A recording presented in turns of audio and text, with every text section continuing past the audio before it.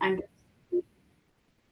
medications and enhancing patient care and health and wellness. We're so happy that you're here with us. Before we get started, I would like to introduce our presenting team today. We're fortunate enough to have leaders from both our nursing and therapy teams with us. My name is Jennifer Kidd. I'm the Executive Director of LTC Nursing. We have Kimberly Barklow. She is the RN Executive Director of IDD Nursing. We have Nicole Carson. She is the State Director of LTC Nursing. April Rickett, State Director of LTC Nursing. Cassandra Toole, State Director of IDD Nursing. And Kimberly, which is in charge of the therapy. So we'll be walking you through key concepts in pharmacology, common medications, and real-world case applications where you can use your practice. Thank you for switching the slides. We're just going to introduce the topic today. Our goal today is just to make this topic both practical and approachable.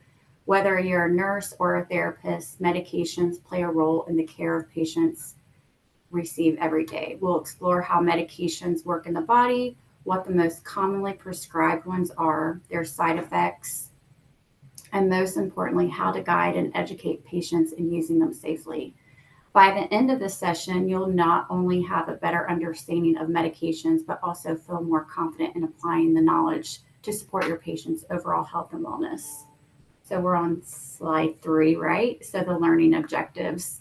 1 through 3, identifying commonly prescribed medications. We'll start by looking at medications that you see almost every day setting. Pain relievers, antidepressants, blood pressure medications, antibiotics, insulin, and more. There are the everyday medications, but the way they're managed can make a huge difference in outcomes. Understanding pharmacological and pharmacodynamics, big words, but simple ideas. Pharmacodynamics is what the drug does to the body, while pharmacokinetics is what the body does to the drug. Understanding both of these helps us know how two people can respond so differently to the same medication. Recognizing side effects and interactions. Many patients take more than one medication. That means the chances of side effects or drug interactions increase. And we'll walk through some of those most commonly used and what to watch out for. Thank you for switching slides again. Learning objective 4 through 5. Apply best practices for medication management and patient education.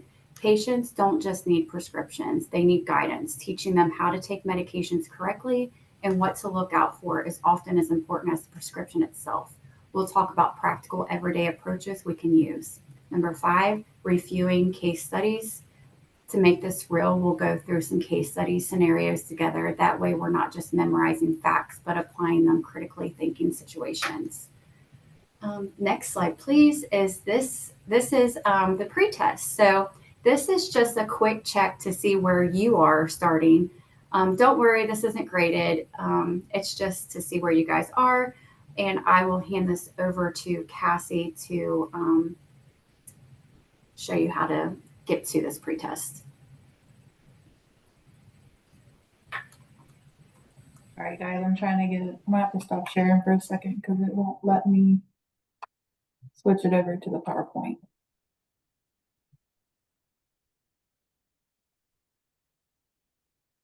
Oh, there it goes. You may have to close the PowerPoint and open your browser. I can also put the link in the chat if that would be helpful. There we go.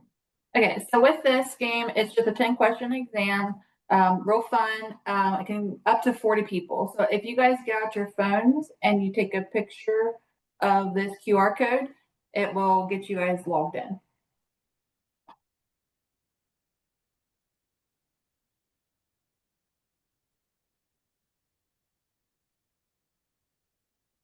Do you want the link in the chat as well, just in case? Yeah, that helps. Okay. People may be joining in different ways. We'll wait a few minutes until everyone joins. And just a little key note, it is speed also. So the faster you answer, the faster points you get.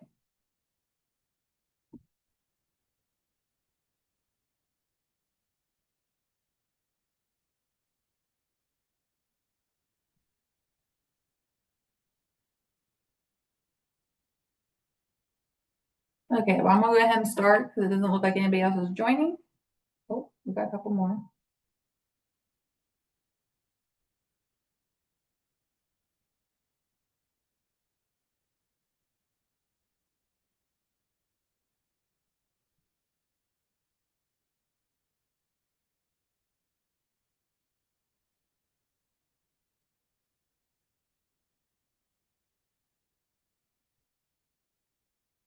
Okay, I'm gonna go ahead and start now. So the first question is,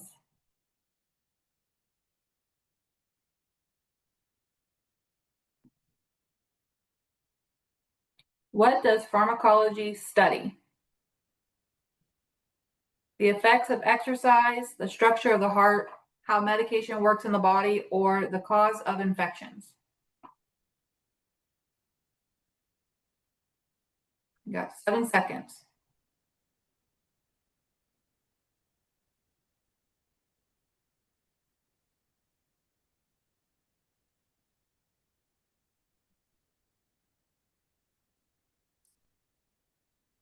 So Jamie won that one.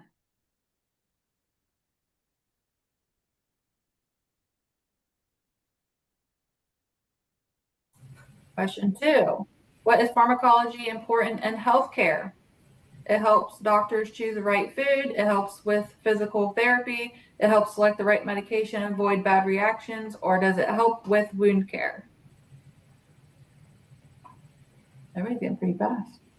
So it helps select the right medication and avoid bad reactions. Cassie, can you hold on 1 second? It looks like some people are having trouble getting this Kahoot on their phones. Is that correct? I think people are being asked to create an account, You but I can said if they want to play in the chat, they can also just play in the chat as well. Yeah, Yep. chat. Yeah, let's just play in the chat. If you're having difficult, if you're in the game already, just keep playing in the game, but you can play in the chat too if you're not in the game. So question 3, which of the following is an example of an analgesic? Insulin, Prozac, Tylenol, or amoxicillin?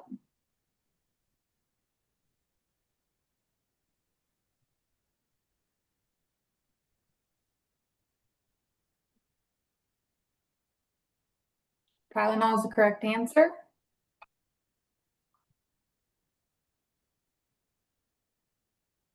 And Christy got that one. Number 4, what is the main use of an antidepressant? Lowering blood sugar, improve mood and treating depression, or treating infections, or treating allergies? Everybody, good.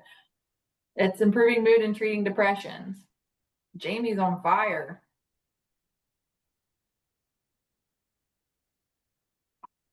What medication is used to help control blood sugar? Insulin, Zoloft, ibuprofen, or Claritin?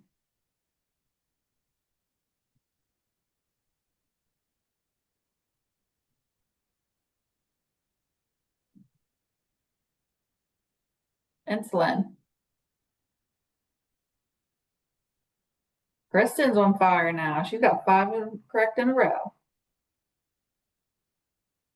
What is the common side effects of SSRIs?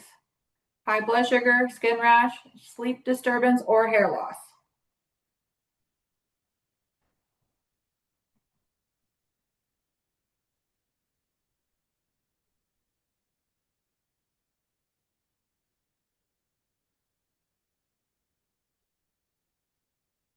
It's sleep disturbance. Jamie's ahead again. Which can be a sign of depression? High energy, increased appetite, irritability, or feeling of hopelessness?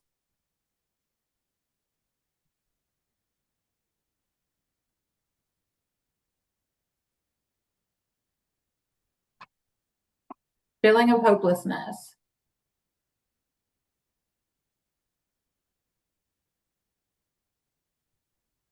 Question 8, which medication is primarily used to treat bipolar disorder? Lithium, acetaminophen, amoxicillin, or propranolol?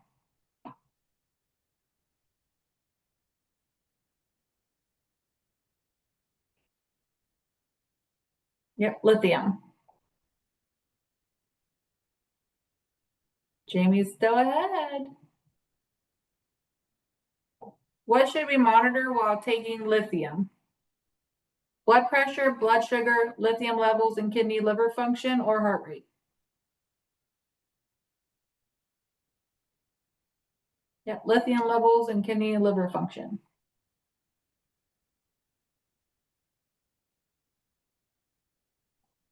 Last question. Which medication increases lithium levels and should be used with caution? Antibiotics, antihistamines, diuretics, or a beta blocker?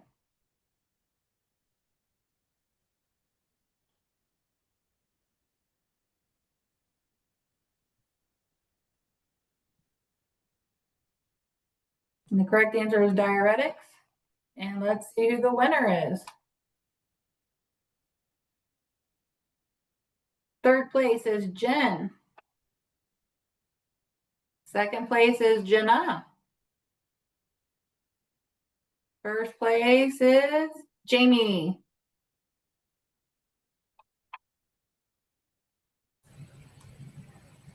Congratulations, everyone, and thank you all for participating in our little Kahoot. We will be having a post-test at the end, same type of scenarios. It's also in this Kahoot. If you don't care to go to slide 6. Yep, Introduction to Pharmacology. So pharmacology is really just the science of how medications in the body interacts. It's one of the most important foundations for both nurses and therapists, because whether we're giving the medication or supporting the patient through therapy, it shapes their recovery. Slide 7, thank you. Definition and overview. Pharmacology is the study of how medication works in the body. This includes why medications help certain conditions, why they don't always work the same in everyone, and what side effects may happen. An overview of medication classifications are analgesics, which are pain relievers like the Tylenol and ibuprofen that you saw in the Kahoots, antidepressants, improve mood, antihypertensives, lower blood pressure. Those are just some of the overviews of the medication classifications that we'll be looking at. Slide 8 is breaking down pharmacology. Think of it like detective work. We're trying to figure out what is the illness, what medication can target it, how the body responds.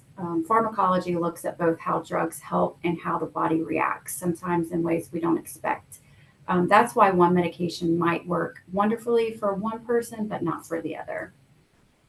Slide 8, breaking down pharmacology, right? Yep. Think of it, oh, I already did that one. So is this slide 9? Yeah, okay. Why pharmacology matters, so the importance. At the end of the day, medications are about 3 things: effectiveness, safety, and improving quality of life. Choosing the right medication, not all drugs are equal, and patient history matters. Ensuring safety, avoiding harmful drug combinations of dosing errors, supporting health, and treating the root problem, not just for symptoms. Wide application from everyday issues like sinus infection to long-term conditions like diabetes, depression, or high blood pressure. Slide 10, common types of medications. This is part 1. Analgesics or pain relievers like Tylenol, like we mentioned earlier, helps with mild pain and fever. Ibuprofen adds anti-inflammatory effects.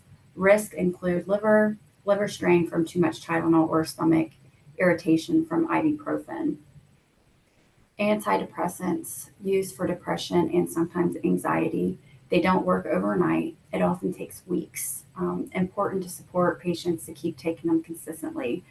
A lot of these drugs will take 6 weeks. So some of our clients will start taking medications and they're like, in 2 or 3 days, they're like, hey, this isn't working.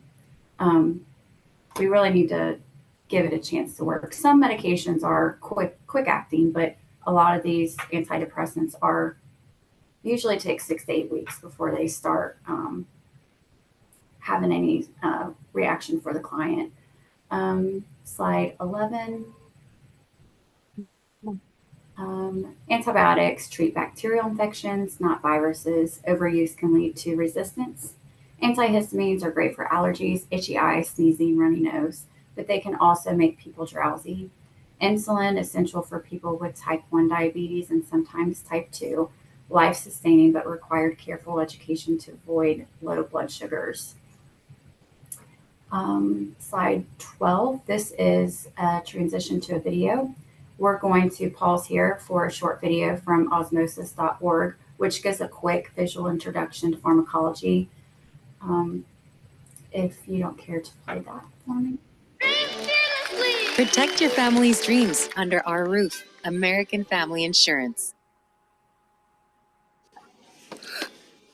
Sparkle is here to save the day and save you money. Pharmacology is the study of medications or chemical compounds which interact with various living systems, from tiny molecules to cells to tissues and whole organisms in order to produce a certain effect. Every day, more and more new medications are designed to fight diseases, from infections to cancer, heart failure, and depression. But the process of developing a new medication can take a lot of time and money, and it typically consists of 3 steps.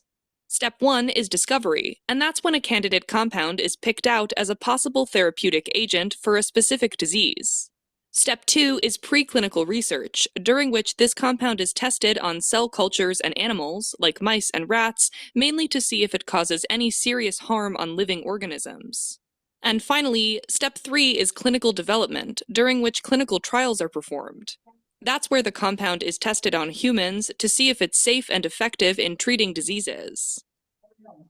For a new medication, clinical trials are done in 4 phases, which can be remembered with the mnemonic, all medications need the seal of approval, which stands for safety, efficacy, approval, and long-term. Phase 1 trials test the medication in a small group of healthy individuals to see if it's safe for humans. Phase 2 trials aim to find out more about how effective the medication is or how well it works at a certain dose. This is done by testing it on a moderately sized group of individuals affected by the condition in question. In Phase 3 trials, the new medication is compared to the standard treatment to find out if it's actually just as good as or even better than the existing one. Phase 3 trials generally involve a much larger number of individuals and aim to replicate the exact setting in which the medication will be administered in real life, which will then be used as the basis for approval by regulatory organizations for the market. The whole process can take up to 10 years or more, depending on the compound. But if all this goes well, congratulations, we've got a new medication. Now, that new medication will have at least 3 names. A chemical one, describing its chemical structure and used mostly in scientific studies, like N-acetyl-P-aminophenol. A generic name, which is usually a shortened version of the chemical name and is mostly used by health professionals, such as paracetamol or acetaminophen. And 1 or more brand or trade names given by the pharmaceutical companies that make the medication, such as Panadol or Tylenol. Okay, but the journey of drug development hasn't finished quite yet. Once a medication reaches the marketplace, there's Phase 4, which is a final phase of safety surveillance that looks for long-term or rare side effects that might have been missed. If it's found to be unsafe, a recall and ban might be needed. Alright. Now, once a medication is administered, it starts interacting with the body. This interaction can be broken down into pharmacokinetics and pharmacodynamics. Pharmacokinetics refers to the movement and modification of the medication inside the body. In other words, it's what the body does to this medication. So, once the medication gets administered, it first has to be absorbed into the circulation, then distributed to various tissues throughout the body, metabolized or broken down, and finally eliminated or excreted in the urine or feces. You can remember this as ADME: absorption, distribution, metabolism, and excretion. Pharmacodynamics, on the other hand, refers to what the medication does to the body. So, once again, after the administration of a medication, it binds to receptors or specialized proteins located on the surface of or inside a cell. This gives rise to a signal cascade, which ultimately results in some change in the cell's function, like boosting the production of a particular type of protein or slowing down DNA replication. An ideal medication would produce a single beneficial or therapeutic effect for a certain disease state. In reality, though, most medications produce several unwanted effects, called side effects, like nausea or fatigue. Now, in order to determine the safety of a medication, we can look at its therapeutic index. The therapeutic index refers to the ratio between the toxic dose and effective dose of a given medication. We can illustrate this using a nice graph that shows the relationship between the amount of a medication given, also known as dose on the x-axis, usually on a logarithmic scale, with the response produced on the y-axis. What we get is an S-shaped curve called dose-response curve. So, to calculate the therapeutic index, we divide the median toxic dose, or TD50, which is the dose that causes a toxic response in 50% of the population, by the median effective dose, or ED50, which is the dose that produces a clinically desired effect in 50% of the population. The closer the ratio is to 1, the higher the danger of toxicity, so the larger the therapeutic index, the safer a medication is considered to be. Alright. Medications that have a low therapeutic index have a narrow margin of safety, which means that there is a thin line between the dose needed to produce the desired effect and the toxic dose. So these medications, including warfarin, lithium, digoxin, gentamicin, phenytoin, or theophylline, require close monitoring of serum levels. Finally, let's talk about what happens when 2 or more medications are administered together. First of all, there are a whole bunch of ways medications can interact with each other, both at pharmacokinetic and pharmacodynamic levels. Pharmacokinetic interactions occur when one medication alters the absorption, distribution, metabolism, or excretion of another, thereby changing the amount of medication available to produce the desired effect. For example, in pharmacokinetics, it might be that 2 medications are metabolized by the same enzymes, so they compete for the same enzyme sites. On the other hand, pharmacodynamic interactions occur when medications influence each other's effects directly. For example, 2 medications might both increase the blood pressure, producing a synergistic effect where the blood pressure goes up even higher than what you'd expect by simply adding the 2 medication effects together. Likewise, a medication might work to increase blood pressure by simply opposing the effect of another medication, thereby having an antagonistic effect. Alright, as a quick recap, each medication is developed in 3 steps, a discovery, preclinical, and clinical step, and has 3 names, a chemical, generic, and brand name. Pharmacokinetics studies what the body does to a medication, and pharmacodynamics studies what a medication does to the body, including its beneficial and side effects. Medications with a narrow therapeutic index need to be closely monitored to prevent toxicity. Drug interactions may occur on both pharmacokinetic and pharmacodynamic levels.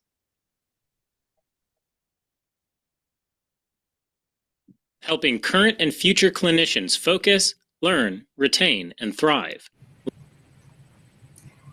So now that we've covered the basics, thank you for watching the video. I would like to introduce Nicole Carson, our State Director of Nursing, LTC. Nicole will walk us through some of the most common medications we see in mental health care and how they impact our patients. Thank you. Hello. So I'm going to do an overview on mood stabilizers, antidepressants, anti-anxiety, and ADHD treatments. The first that I'll be going over are some mood stabilizers.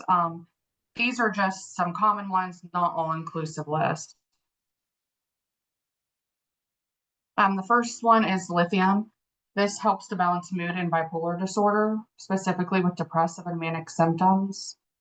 Cassie, you can go to the next slide.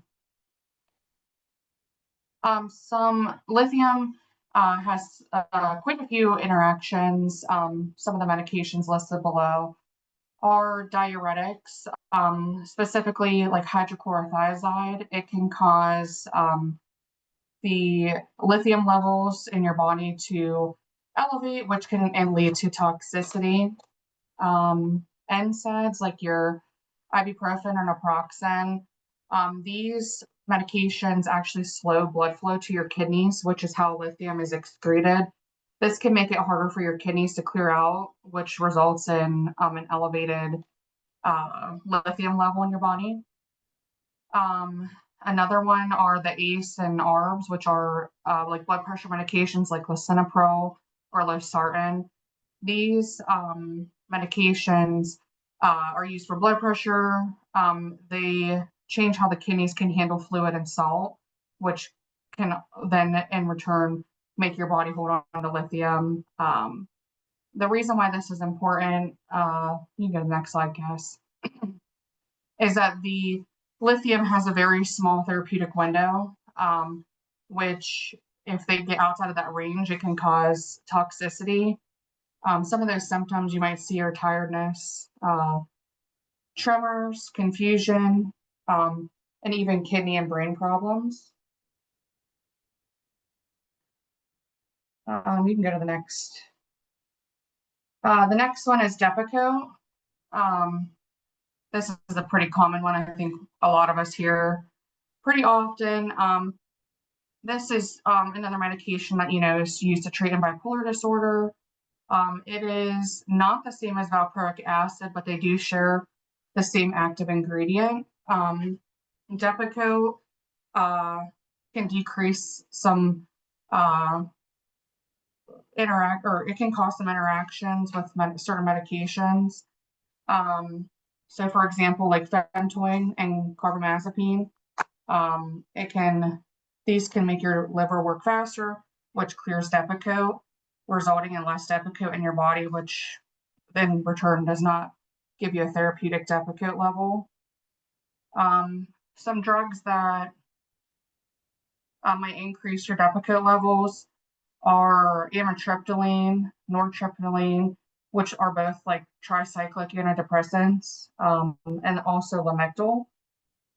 These drugs slow down the liver breakdown of Depakote, which can then increase Depakote in your blood, causing side effects like tiredness, stomach upset, and tremors.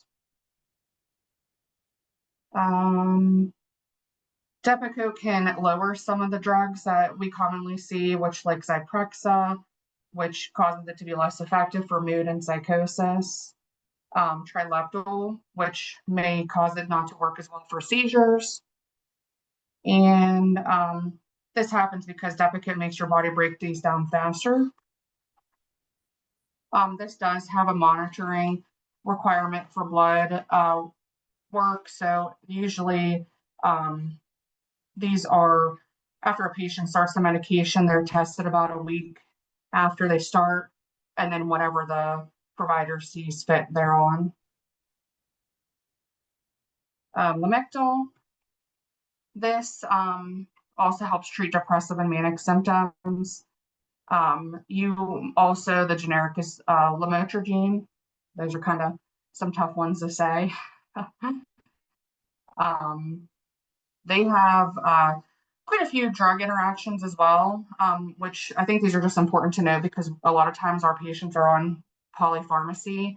So some of the Lamictal can, you'll see decreased Lamictal levels when using the phenytoin, carbamazepine, phenobarb, and oral contraceptives. These are important to note because obviously, we don't want to risk especially with like birth control, risk of pregnancy. Let's see. Lamictal may increase levels of the clozaril, which it slows down how fast this drug leaves our system, which can increase our risk of sedation. And then Tegretol. This particularly does mood stabilization.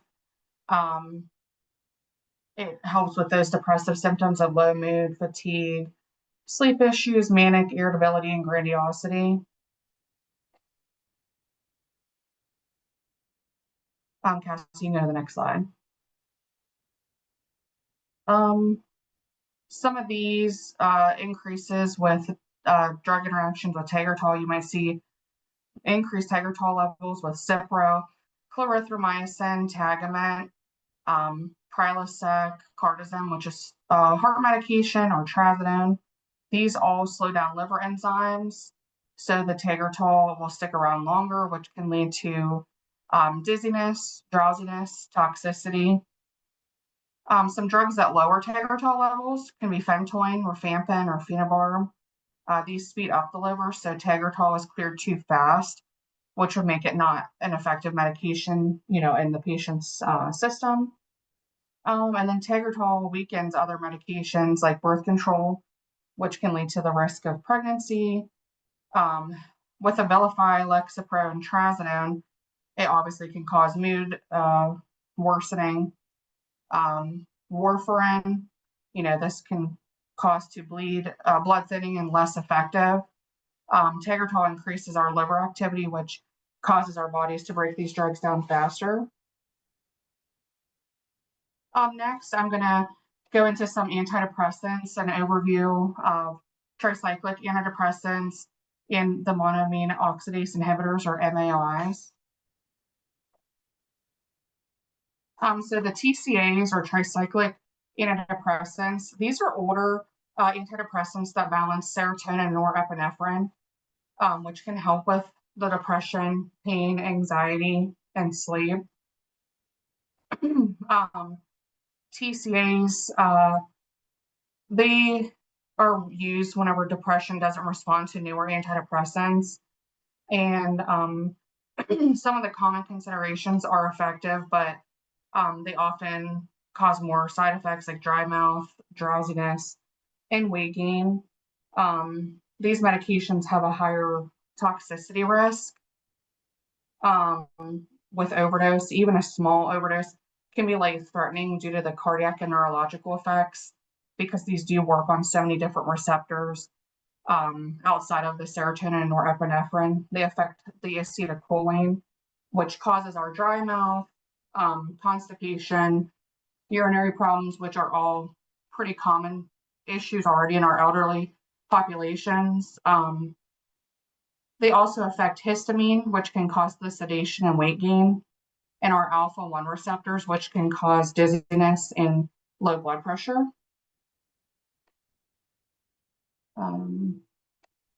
Our MAOIs,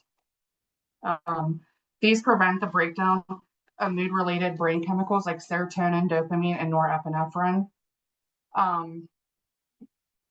These lead to higher levels of all three, which can result in powerful mood boosts, especially in people who haven't responded to other antidepressants. They do affect multiple neurotransmitters at once because they increase several mood-related chemicals.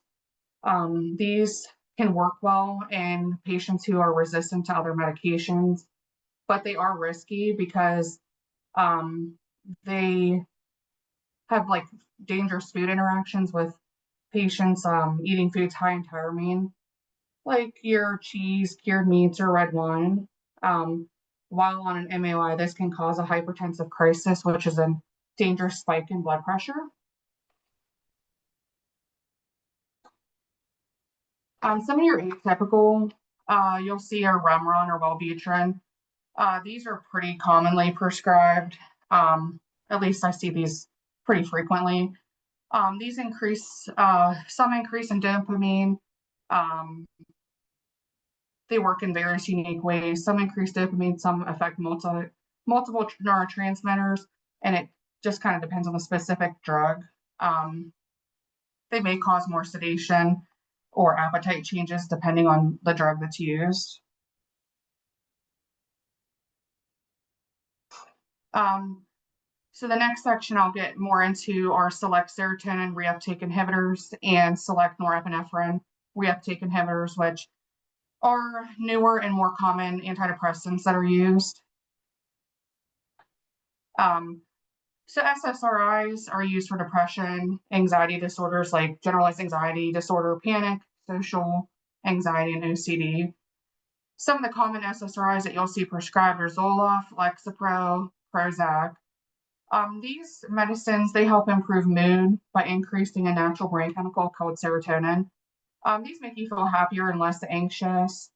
They work by keeping more serotonin available in the brain, which can lift your mood and reduce feelings of depression and anxiety. Some of the side effects that you can see with this is nausea, headache. A lot of times these will subside after the patient has been on them for a couple of weeks. These are also most effective when someone's been on them for, the 4 to 6 week range. A lot of times we'll have patients, after a couple of days say that they don't notice or feel any changes. So we just have to encourage them to continue on. Of course, if it was any major side effects, we would want to let the prescriber know. These do have a suicide risk with clients, risk under age of 25, especially early in treatment. This needs to be closely monitored by family or the healthcare team.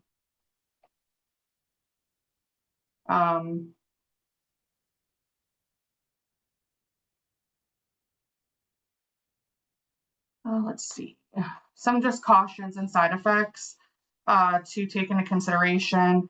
There is a risk of serotonin syndrome if medications are mixed together. So this is important for our patients to, disclose what they're on or take special consideration of what medications they're on. Serotonin is a dangerous reaction caused by too much serotonin in the body, often from taking or mixing certain medications like antidepressants and recreational drugs. Some of the symptoms that you could see with that are confusion, agitation, shaking, or muscle twitching, heavy sweating, high fever. These usually start within hours and can be life-threatening. So if this occurs, they need to get medical help immediately. Next, select norepinephrine reuptake inhibitors or SNRIs. These are common medications that you'll see like Effexor, Cymbalta, Fadsima.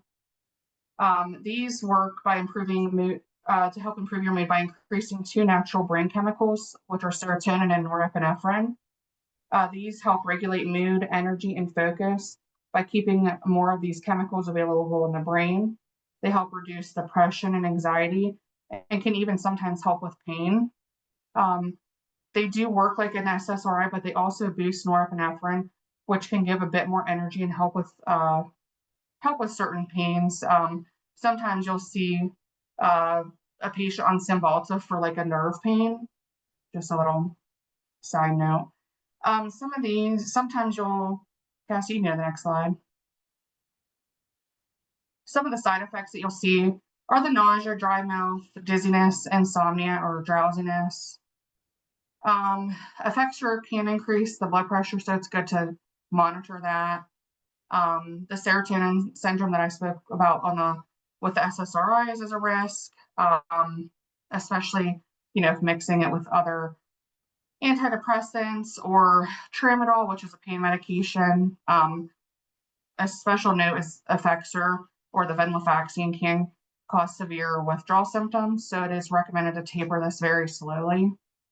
And then if someone has liver issues, it is advised not to take the Cymbalta.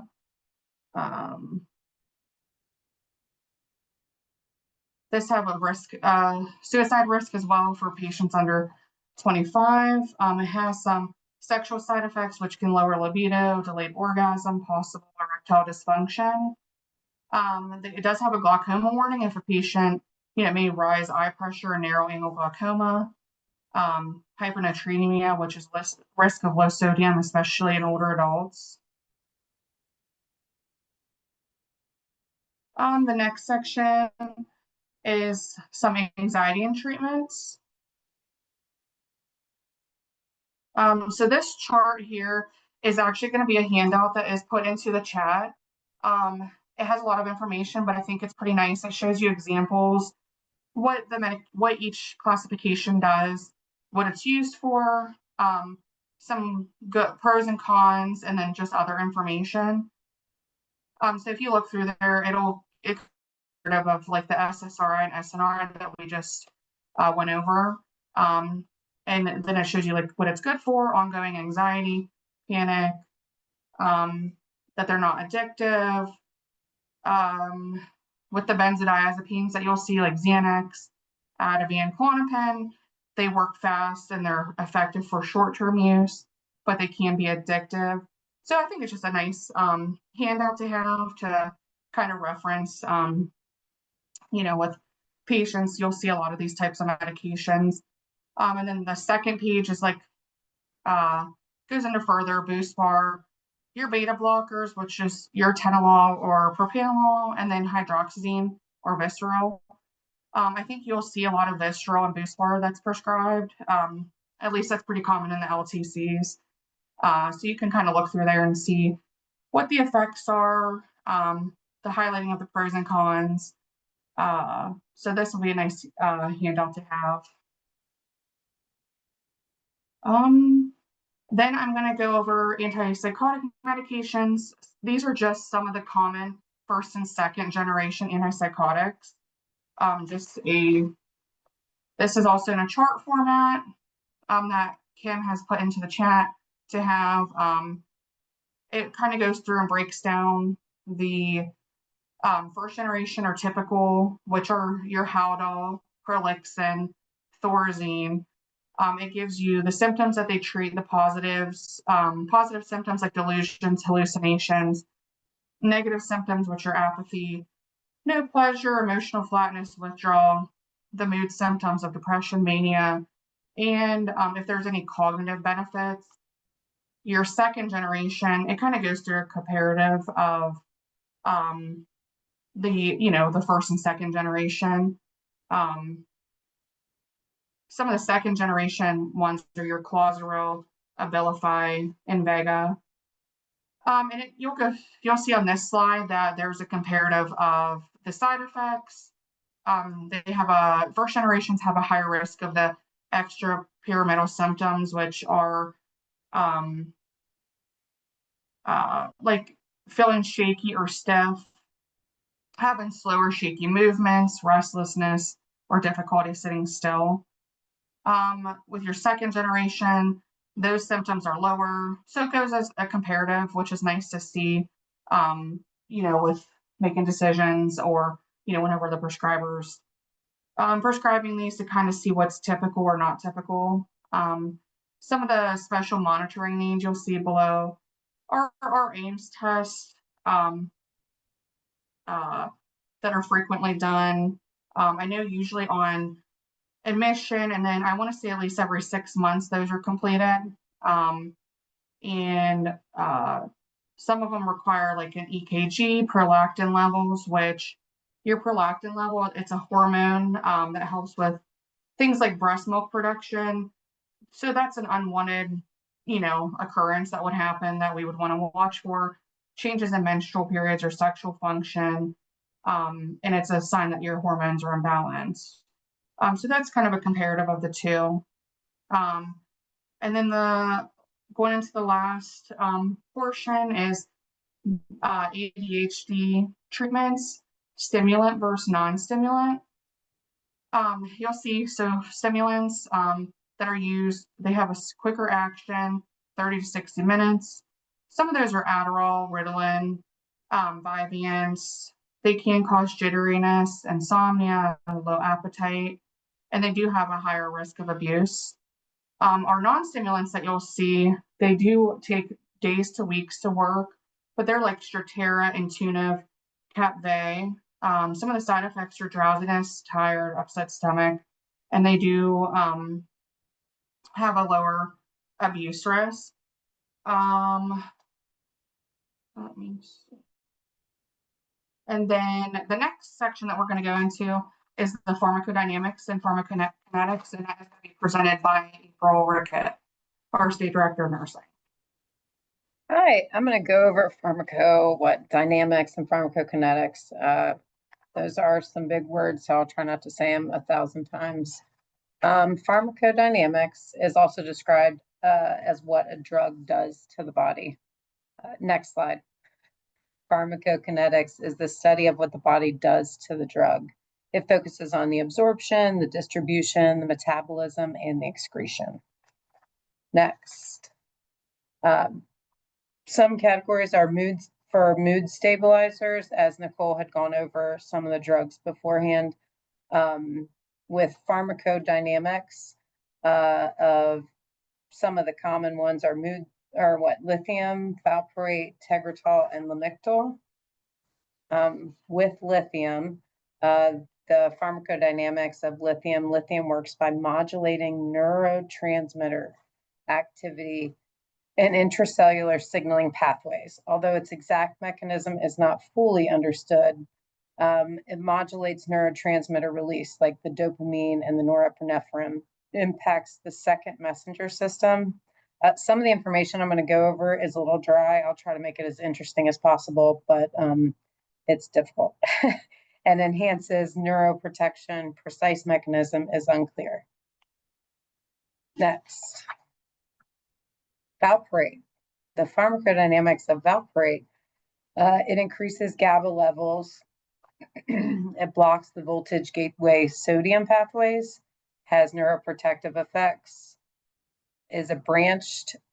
The VPA, which is the valproic acid, is a branched short-chain fatty acid derived from naturally occurring valeric acid.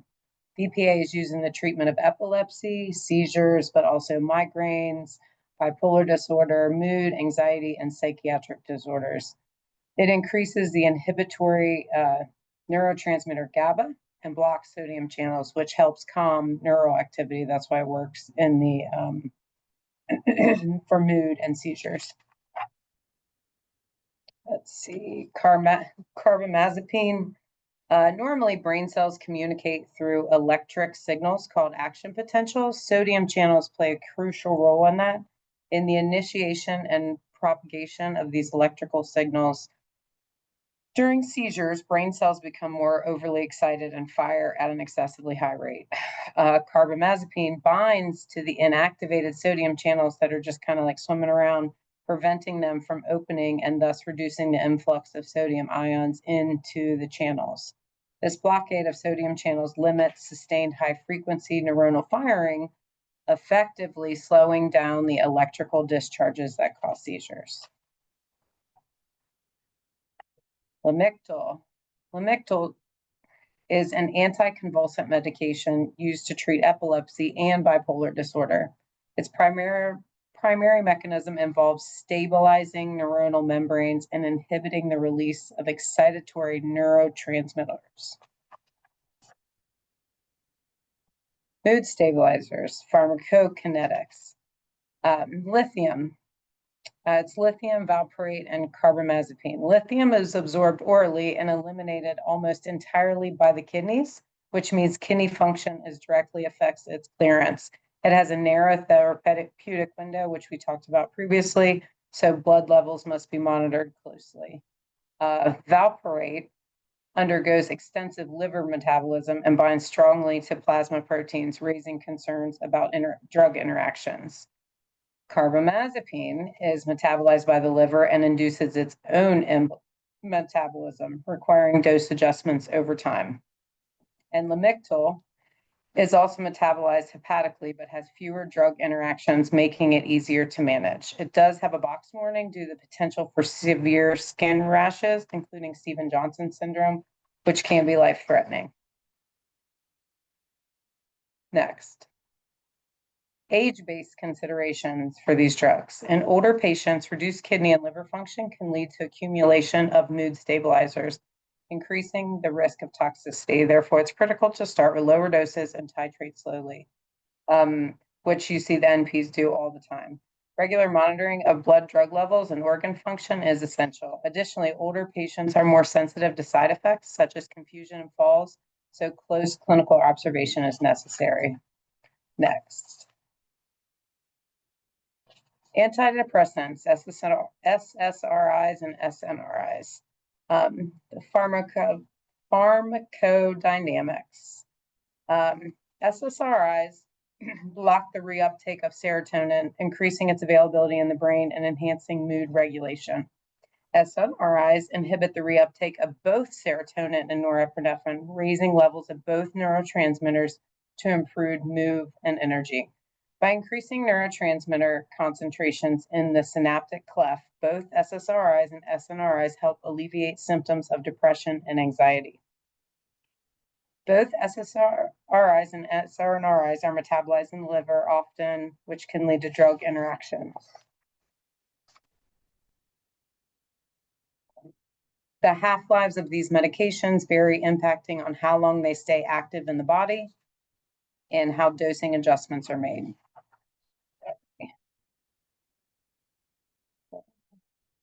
SSRIs work by blocking. Now, this is a picture of showing in the synopsis. SSRIs work by blocking the reuptake, meaning more serotonin is available to pass further messages between nearby nerve cells. Next. SNRIs inhibit the reuptake of both serotonin and norepinephrine. Next. The pharmacokinetics. Both SSRIs and SNRIs are metabolized in the liver. Some agents have active metabolites that contribute to their overall effect and duration of the action. The half-lives of these medications vary, impacting on how long they stay active in the body and how dosing adjustments are made. Next. Age-based considerations. Older adults are more sensitive to side effects, as we had mentioned before, such as low sodium, increased risk of falls, and gastrointestinal bleeding. The risk of drug-to-drug interactions is higher due to the polypharmacy and age-related changes in drug metabolism. And as always, start with lower doses, monitor closely for adverse effects, adjusting therapy as needed to minimize risk. Antipsychotics. Typical antipsychotics primarily work by blocking dopamine 2 receptors in the brain, which help reduce psychotic symptoms such as hallucinations and delusions. Typical first generations mainly target the D2 receptors, while atypical also block serotonin, histamine, and adrenergic receptors. Atypical antipsychotics, examples olanzapine, risperidone, have a broader receptive profile, which contribute to their effectiveness in treating both mood and psychotic symptoms, as well as reducing movement-related side effects. Next. Typical antipsychotics work by using a reduction in dopamine activity in the mesolimbic pathway. It is particularly effective in alleviating positive symptoms like hallucinations, delusions, and disorganized thinking. This pathway is heavily involved in the experience of psychosis. By blocking D2 receptors in this pathway, typical antipsychotics can reduce the overactivity of dopamine that is thought to contribute to the psychotic symptoms. Here's another illustration of how typical antipsychotics work and potential side effects listed out.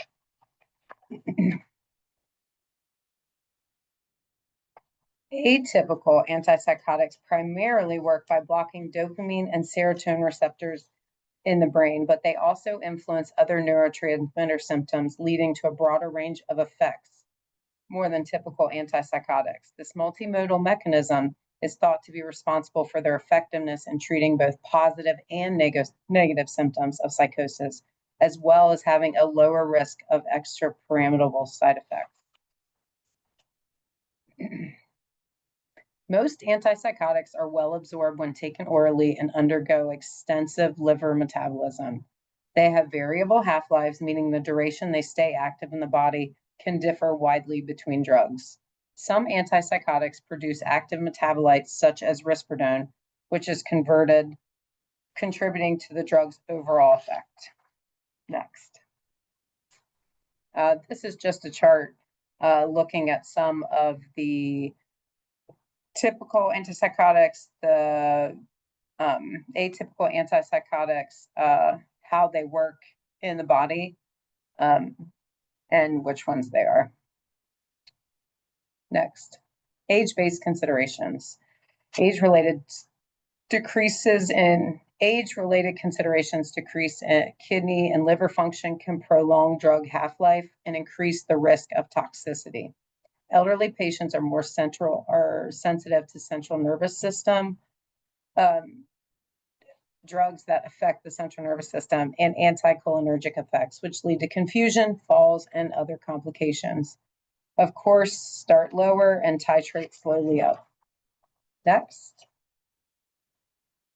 And then this right here just kind of goes through, mood stabilizers, antipsychotics, and the SSRIs, keys to how they work in the body, keys to how the body works in the drug, and then age-related considerations. It's kind of like a all-encompassing chart. And then next is Cassie.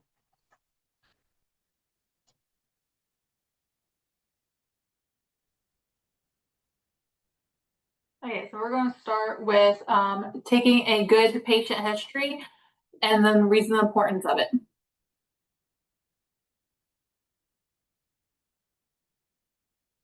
Everyone's body uses phosphorus for maintaining healthy bones and providing the body with energy. But too much phosphorus in your blood can be harmful. Dr. Rishi Desai here from Osmosis, and I'm going to talk to you today about 3 tips to taking a really good patient history. Really, really important stuff. My advice to you, again, is of course, you know how to get a patient history. The mechanics of it are pretty straightforward in the sense of you have a chief complaint or a main issue that they're there for. Sometimes it's called the presenting complaint. And then you have the HPI, the history of present illness. You have the past medical history, the medications and allergies, family history, social history, all that kind of stuff, review of systems. That's the mechanics of it. But my tips on how to do a good job getting it, that's what we're here for. So let's start with my first tip, which is listen well and empathize. So keep in mind, a person is coming to you and they're not there. I mean, they could go to a robot, right? And then they can get all these questions answered of like, how long has the pain been there? Where does it radiate to? All that stuff a robot can tell them, or a survey, they can just fill it out themselves. So the point of you being there, a human being, is to empathize, to listen. They're there because they're scared, they're in pain oftentimes, they're uncomfortable, something's going on that they don't understand, they have a problem. And anytime you're trying to extract a problem from a person, you do that by listening with your whole body, meaning active listening. So kind of sit up straight, make sure there's nothing blocking you from the person you're speaking to, maybe even lean in a bit. Show concern on your face, show it with your eyes, show it with your body language, and make sure that you're locked in because they're locked into this conversation. If you're kind of off typing your note or off you're thinking about someone else, you're not going to be locked in. They may not tell you important details. So make sure you're completely locked in to the patient and that you're focused on them when you're trying to extract this information. So the idea is you want to make sure that they feel comfortable telling their story, to you. Keep the questions to a minimum. And this is important. You don't want to keep peppering them with like, and then how many days did it last for? And then tell me exactly when it started and when it stopped, and what were the triggers? And let them tell their story naturally. People don't like to be interrupted. And what happens is you think you're doing a great job of staying on track and watching your clock, but actually what happens is that they may not tell you important details because they think, oh, this guy's too busy, or this guy's being kind of a jerk, just kind of pushing me along. So let them tell their story naturally. And then use your questions really kind of guidingly. Use open-ended questions, not closed questions. Allow them to kind of tell you as much of their story as possible. And again, empathize. So that's the first tip. Empathize as much as you can. And now the second tip to getting a good story is make sure you reflect back. Make sure you summarize. So empathize and then summarize. Say, hey, so this is kind of what I'm hearing. This is what I think you're telling me. Is that right? Am I missing anything? And you want to make sure you do it not just around what they're saying, but also around the data.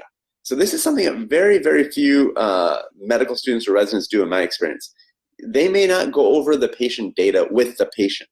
And we're entering a world where that's more and more important. So I like to go over the x-ray, go over the imaging and the data, make sure you know why it's happening. Make sure you go over so that the patient knows why it's happening. Say, hey, look, this is what we have. We have a CT scan that shows calcifications in the brain.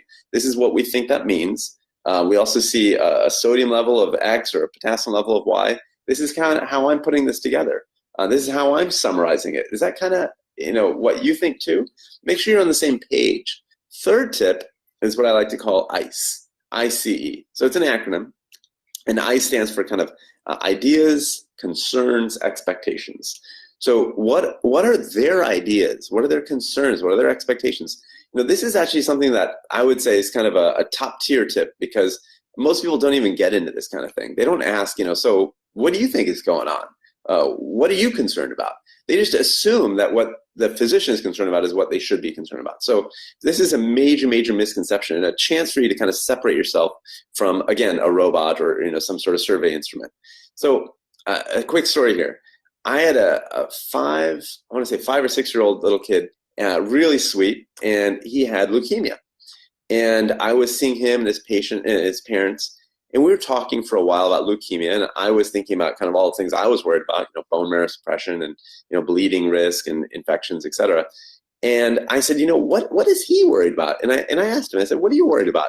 And his parents, he was kind of shy. His parents said, the thing that he's really scared about is this summer.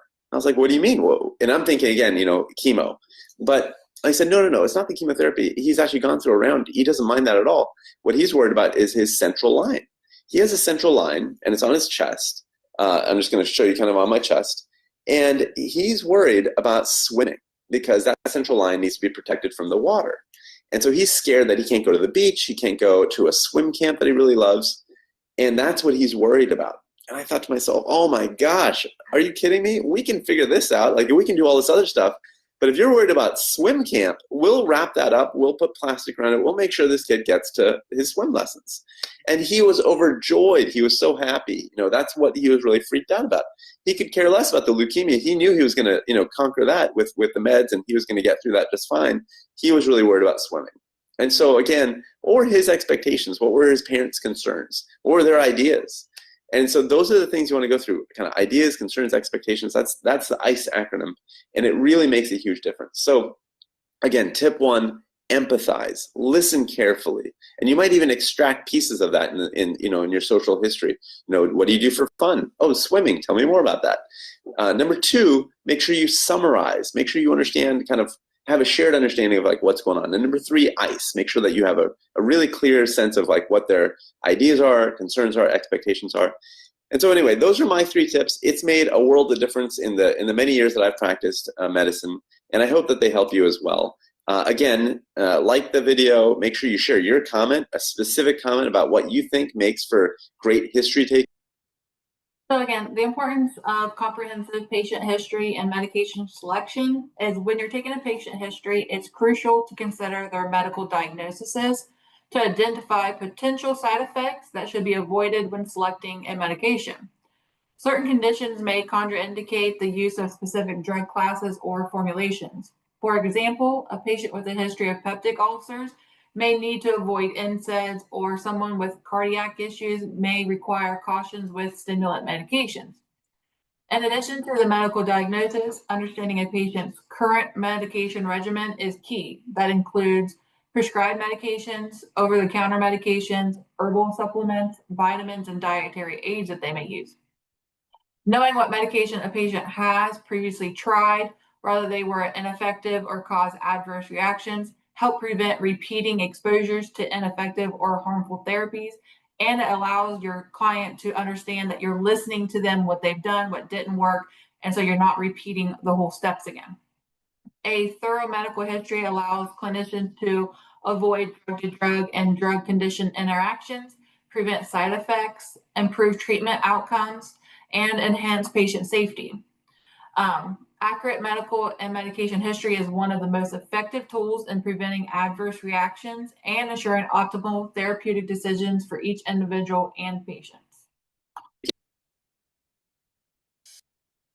So again, importance of patient history and medical management is you got to get the subjective data, objective data, allergies, and the medical and mental health diagnosis. Subjective data is what, as a team, to create a plan that will work for the client and their family. So if you come up with a plan that the client's going to take medications every 4 to 6 hours, what if that client is super busy and they have ADHD and can't remember? Taking it every 4 to 6 hours is probably not going to be realistic for them. So you can adjust your plan based off of what they do every day that makes them more susceptible of taking those medications. Objective data is gathering information that have been tried in the past and the effects that they had on the client. Reason why they tried it, reason why it stopped. Allergies, you definitely want to make sure you know the allergies and what is their reaction to those allergies. a lot of our clients say that they're allergic to medications. And then when you ask what happens when they take it, they're like, well, it caused me nausea. That's truly not an allergy. That's a side effect of the medication. And we can give them medications to help with the nausea. So just to know what their allergy type is of that medication will help you with your choice also.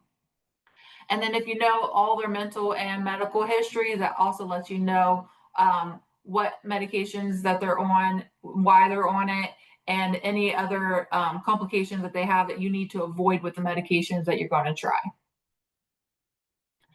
So motivational interviewing, it's got 4 steps. So it's engagement, focusing, evoking, and planning. So these are the core principles of motivational intervention. So you're going to express empathy. You're going to use reflective listening to understand the client's perspective. You're going to create a safe, non-judgmental place. You're going to develop discrepancy to help the client recognize the gap between their current behaviors and the goals that they want.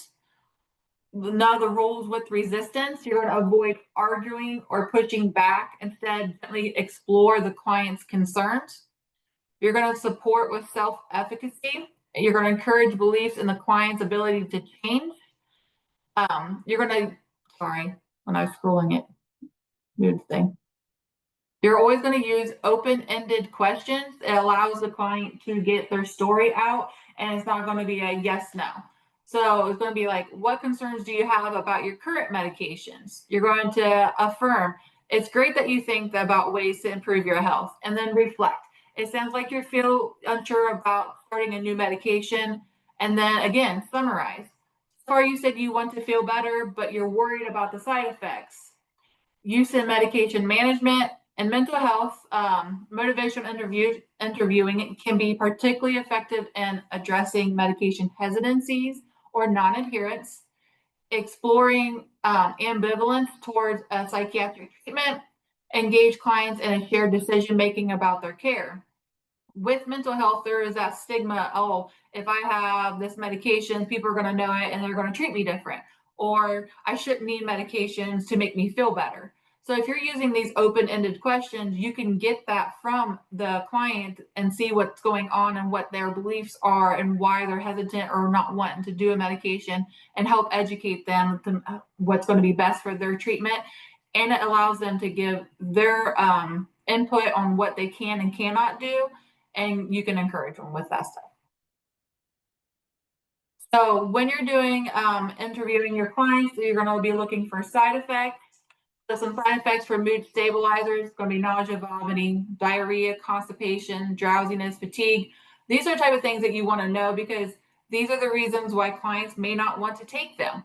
If they need a mood stabilizer and they're constantly drowsy, they can't get up out of bed and take care of their children, they're not going to take it because they have a family to take care of. If it causes dry mouth, they're constantly drinking water, they're constantly going to the bathroom, they're probably going to miss doses because they don't want to have to go look for a bathroom every time they go out in public. Antidepressants, again, causes nausea, dry mouth, headache, dizziness, fatigue, sexual dysfunction, weight gain, and anxiety. With antidepressants, one of the big things is sexual dysfunctions.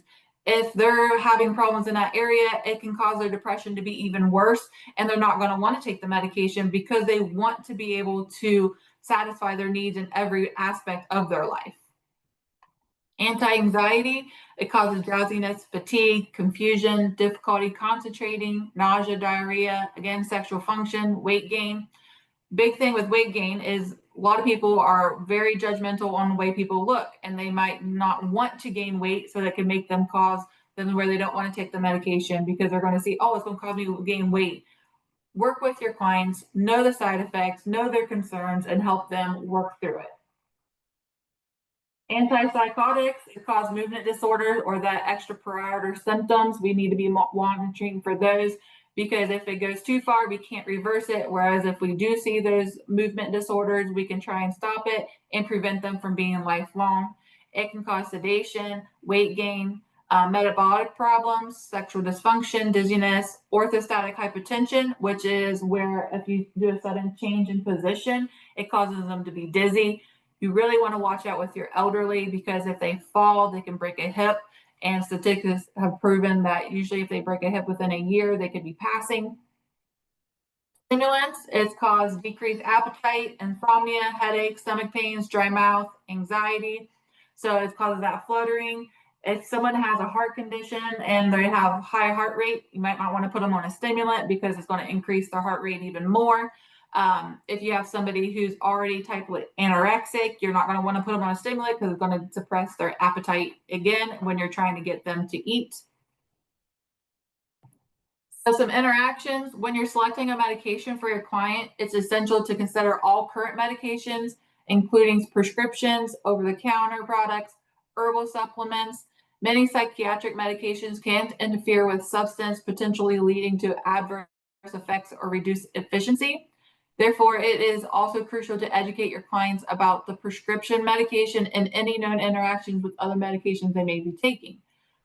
So mood stabilizers, lithium can interact with others classes listed below, like valproic acid, interacts with mood stabilizers, epileptic drugs. Carbazepine interacts with other mood stabilizers and reduces the effectiveness of the other drugs. So again, you want to make sure that what medications you're going to give them is not going to interact with any of their other medications that's going to reduce the effectiveness of it or increase the effectiveness of it.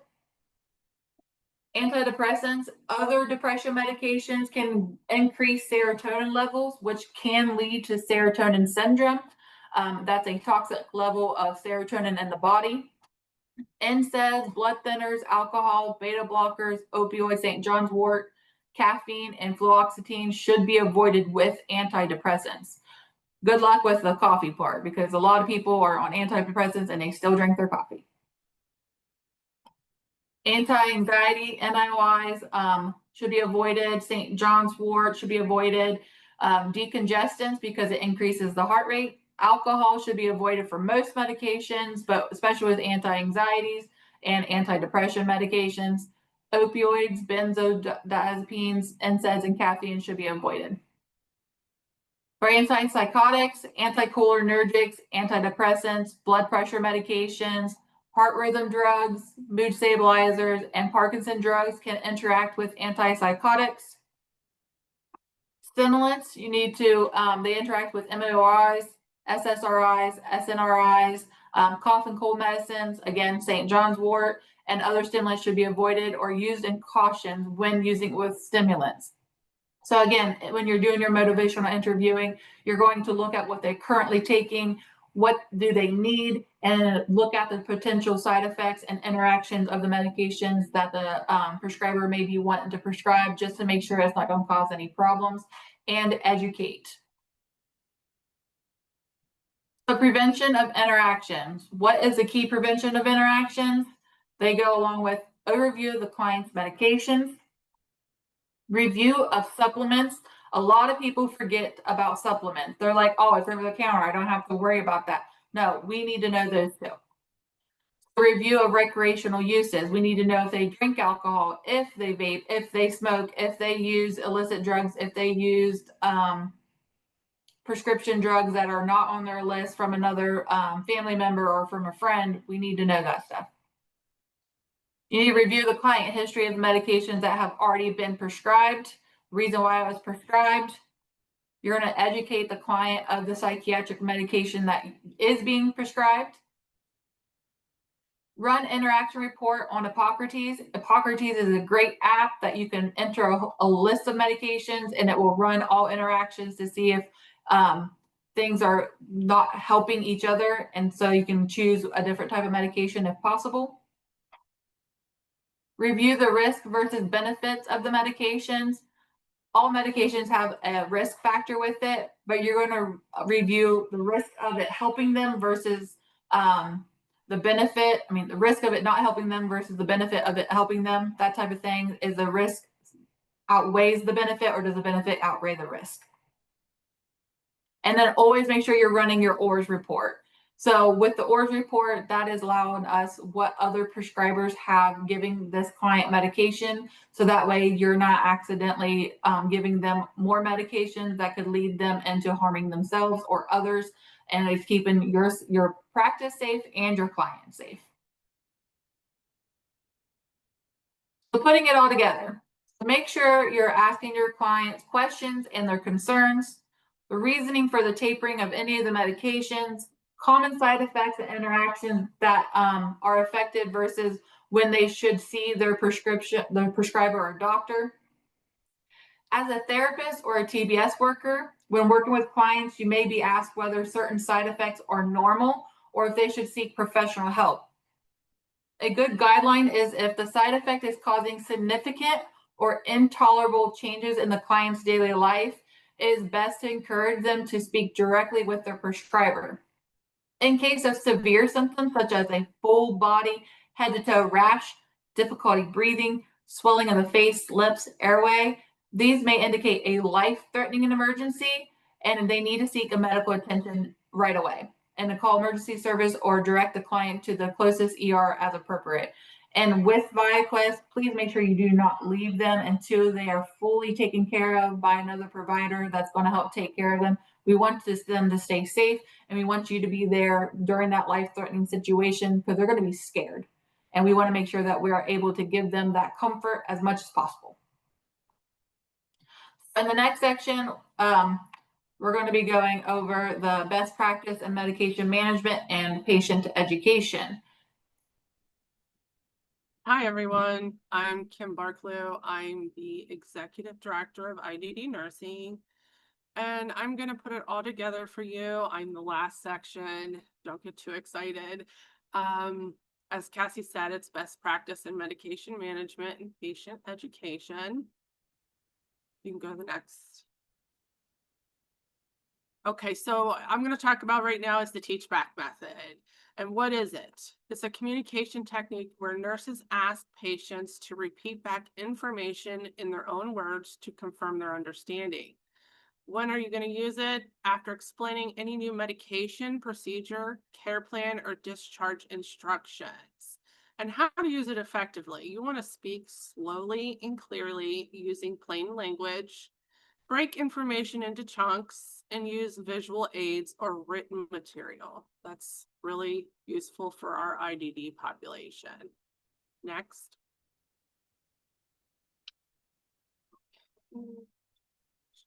Okay, so the patient education, it's the recovery-oriented approach. Okay, this focuses on empowering individuals to live fulfilling lives despite mental health challenges, emphasizing strengths and potential for recovery.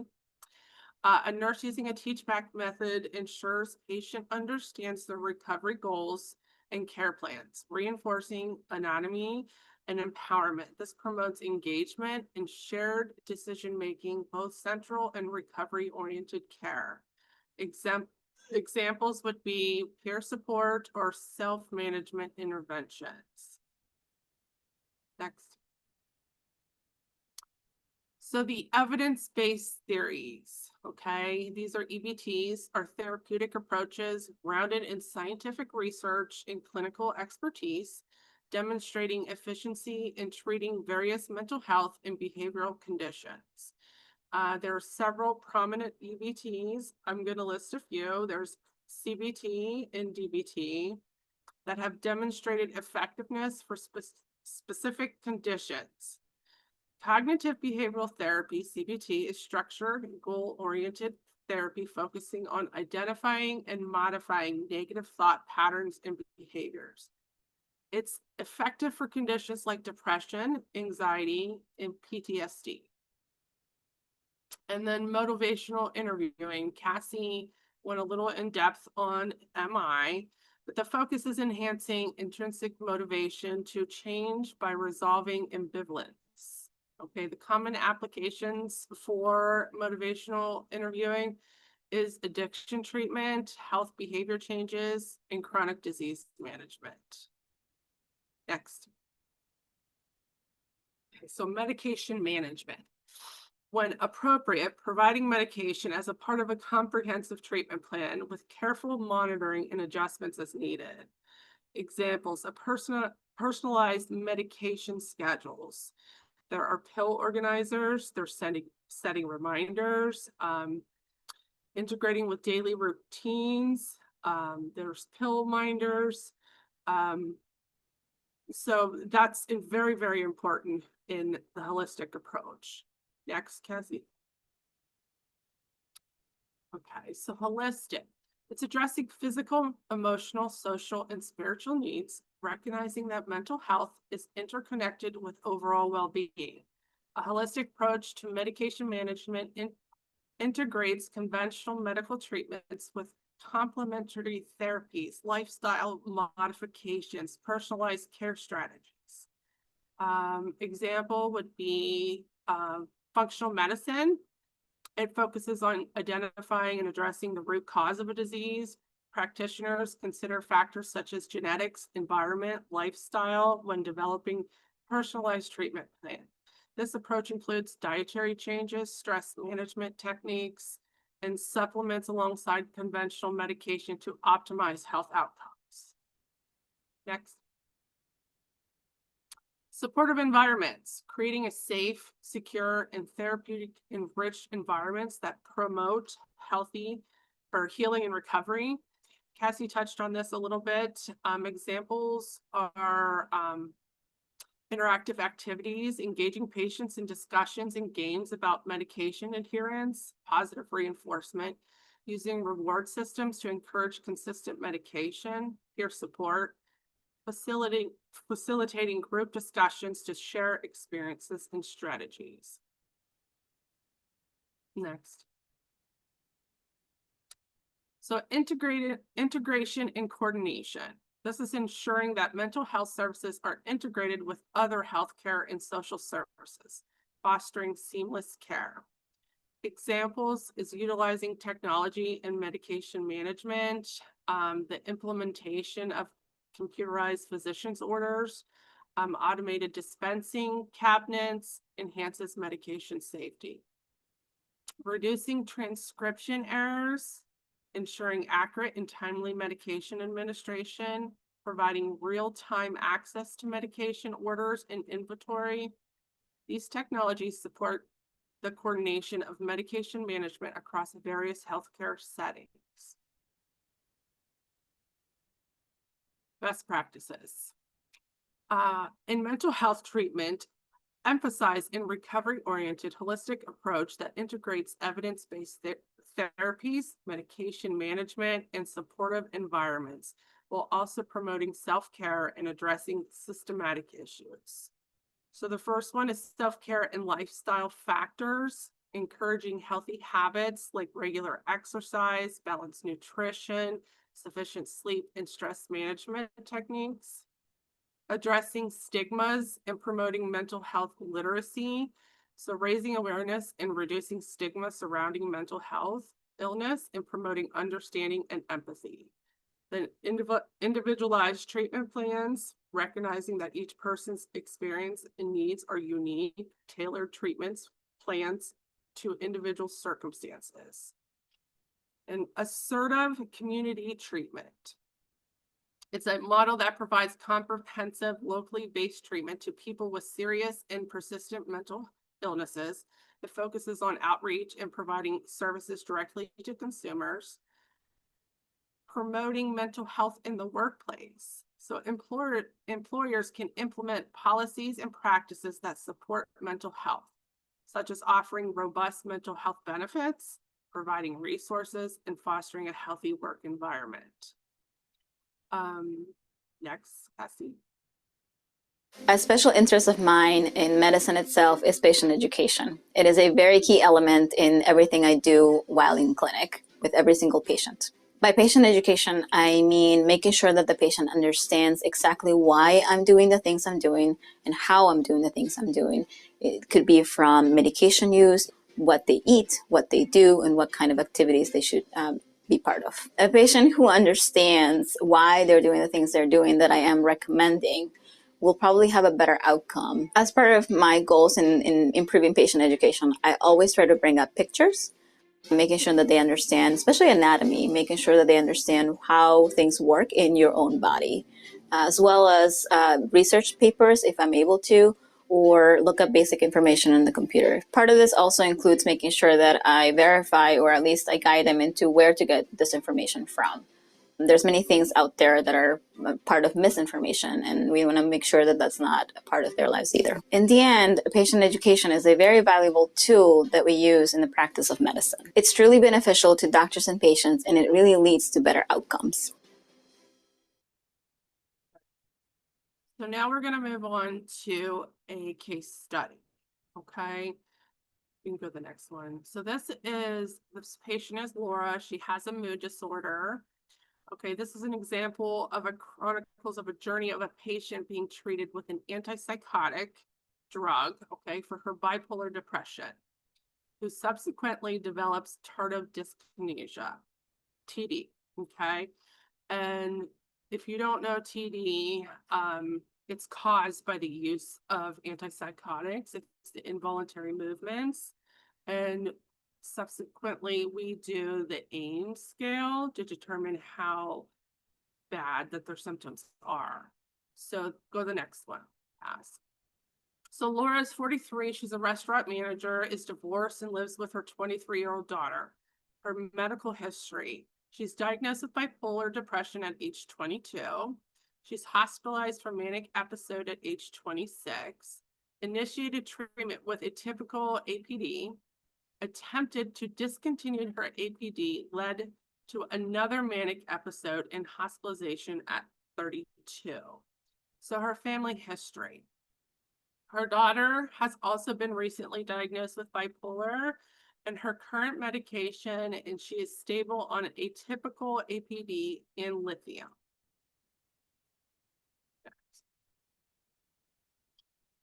So Laura, medications for her mood disorder leads to tardive dyskinesia. Her current presentation. She complains of clenching her jaw, attributes it to increased stress at work, which is painful. She knows that she's been blinking her eyes a lot more than usual, which has caused some embarrassment. Symptoms have caused her to cancel several dates recently. Clinical examination, excessive blinking, low amplitude movement of the jaw, infrequent brow raising, and puckering of the perioral area. That's your mouth. They go like this. And I will show a video of another lady with tardive dyskinesia that exhibits these symptoms. But clinical response to her examination, she referred the patient to the dentist for a TMJ assessment, recommends over-the-counter eye drops for her eyes. So orofacial movements are among the most common symptoms for TD and often lead to dental problems. So it's important to catch those fast. So Laura, her 3-month follow-up, Laura continues to complain about her clenching of her teeth and her blinking a lot. It has not resolved. She's reported that customers and colleagues are complaining to the restaurant owner that she's making unpleasant faces to them, which can be embarrassment. She's also started to avoid meetings, friends, and family. So now it's affecting her personal life and her work life. So next is assessment. The clinician carefully listens to Laura's concerns and the impact of her symptoms that are having on her. She takes a closer look at her facial movements and suspects TD. She performs an abnormal involuntary movement scale and AIMS assessment. You can go to the next. And this is her AIMS assessment. And then the next one we're going to move in with Laura is the quiz, and Kim will put the quiz up for Laura.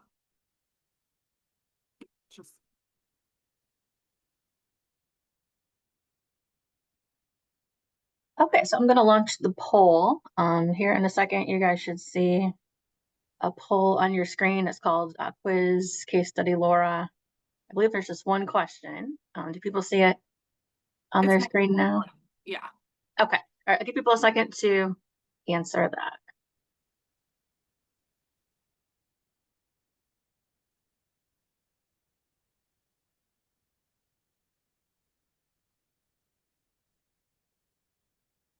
So the poll is on your screen now, and we need you to answer that. And it is multiple choice.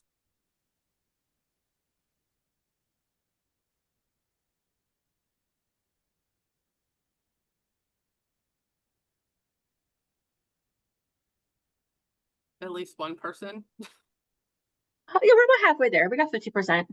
Did you? Yeah. I'll give it another couple seconds for the rest of the people to answer, but we got people answering it. Okay.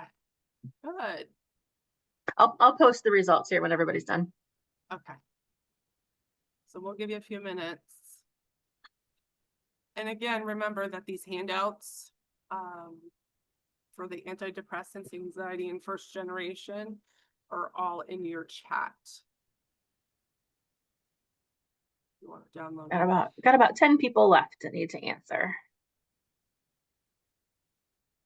You may have to click submit after you answer your question.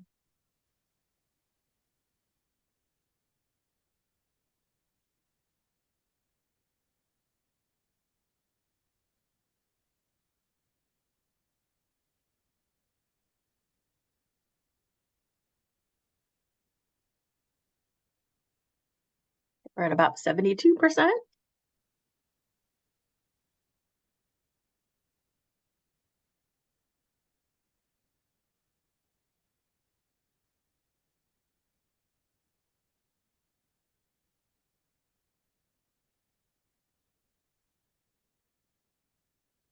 Okay.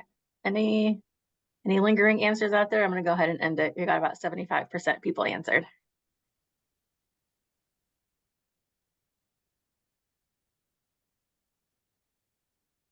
Okay. Can you guys see the results now? Yes. Okay. 18% said stop the APD. Okay. Cassie, you can if you put up the next slide, will it take off this? No. Okay, I want to keep it up. So stopping the APD reduction or withdrawal may fail to improve the TD or may induce withdrawal, which is dyskinesia. So that is the incorrect answer. Treat with anticholinergics. Anticholinergics are not indicated for TD and can make TD symptoms worse. So APA guidelines warn against any use of anticholinergics for the treatment of TD. So the last, treat with a VPAP. That is correct. Assess impact. That is correct. And it looks like we're missing one question, but the rest of them are correct. So the VMAT inhibitors such as Austedo XR are recommended for the treatment of TD that have an impact on the patient. The APA recommends that patients who have moderate to severe or disabling TD associated with antipsychotic therapy be treated with reversible inhibitors of VMAT. APA guidelines recommend considering a VMAT2 inhibitor, which is Austedo, addressed in TD-associated impairments and impact of social functioning. So, and then while the exact pathophysiologic, oh, that's a long word. So, of TD is not fully known, it is thought that the chronic blockade of dopamine receptors results in the upregulation of dopamine receptors function. So this may increase dopamine signaling, leading to the excess movement that is characterized in TD. And the last one, the APA guidelines recommend treatment if TD, irrespectively of severity, has an impact on the patient. So assessment of the impact should be performed at every patient visit. So the impact of TD is an easy to administer checklist to facilitate assessments of TD impact on clinical practice. So assessment of Laura. Laura has noted that her symptoms cause pain and embarrassment. She has avoided social situations like dating. Her movements has affected the way customers perceive her in the workplace, which causes embarrassment. Impact of TD noted across physical, psychological, social, and vocational domains. The degree of impact on Laura's life warrants consideration of treatment. Okay, so Laura's reaction to her diagnosis, the patient education and treatment. The clinician educates Laura about TD and how it's caused. proposed treatment with Austedo XR. So Laura's response, she is hesitant to start a new treatment, knowing that the previous prescribed drug caused her TD. Wants to discontinue the treatment with the APD for both herself and her daughter.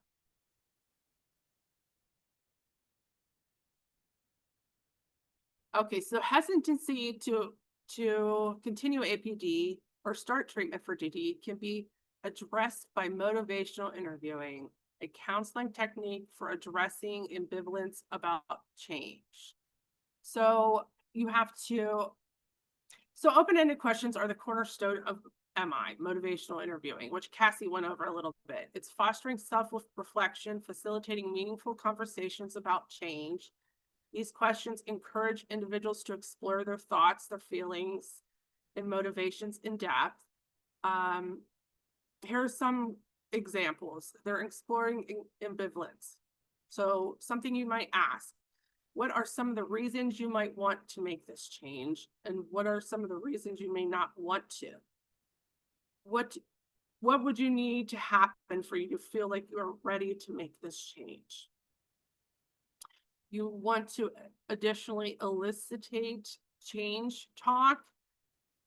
And examples are, what are some of the benefits you think will come from making this change? What is about this change that excites you? Assessing readiness and confidence on scales 1 to 10. How important is this change for you to make right now? On a scale of 1 to 10, how confident are you in the ability to make this change? Visioning the future. If you made this change, what would you hope for in your life would look like in 1 year? What would be your ideal day? What would it look like once you made this change? And exploring their values and personal goals is important. So what values are important to you, and how does this change align with that? How does this change reflect who you are and want to be as a person? So those are just some examples of change. Okay, case study treatment outcomes. Okay. So Laura is currently taking 36 milligrams a day of Austedo. After 2 weeks, she had notable reduction in involuntary teeth clenching and blinking. Over the course of 12 weeks, her symptoms have continued to improve. Just a summary, as APD is used in mood disorders increases, or patients like Laura may be diagnosed with TD. Healthcare professionals may encounter treatment hesitancy in these patients. And the next one is a video about Norma's story. And Norma has more significant TD. It's a really cute video to watch. Go ahead.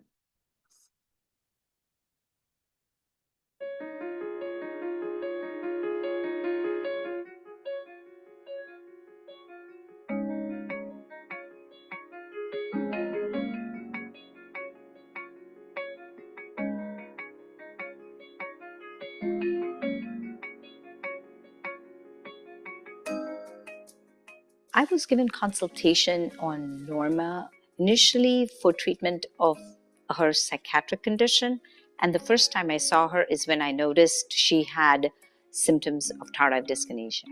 Her ability to swallow was affected. She had trouble with a lot of drooling because of her tardive dyskinesia, and tongue movements and jaw movements. So she constantly had to carry a washcloth and wipe her mouth all the time. And she was embarrassed by it.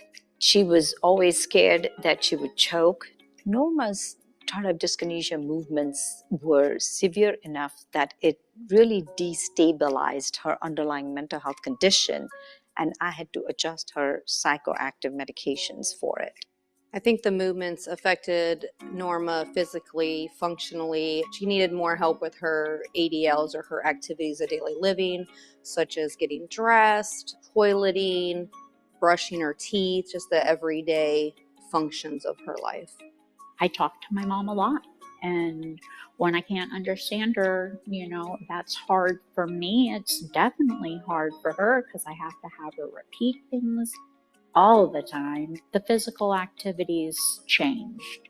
She kind of had to stop, crocheting and certain things like that.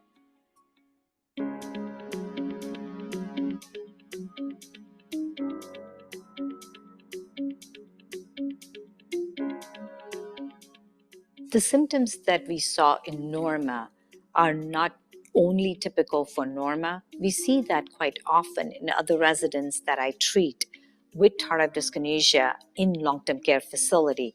Just because residents are in long-term care facility, it doesn't mean they don't deserve maximum quality of life. Treating TD was really important for Norma because TD was not only affecting her socially, physically, and psychologically, but it was worsening her depression and anxiety. It was very important for me to pick the correct medication where there is no drug interaction with the current regimen she's on, because she was quite stable on her current mental health medication, and I didn't want to adjust any of her current psychoactive medication if possible. I have had a lot of experience using Austedo XR in other patients. I have had great results with this medication, especially in Norma's case. It was easy to add Austedo XR to the current medication that Norma was taking. I could do a slow titration and watch for any side effects.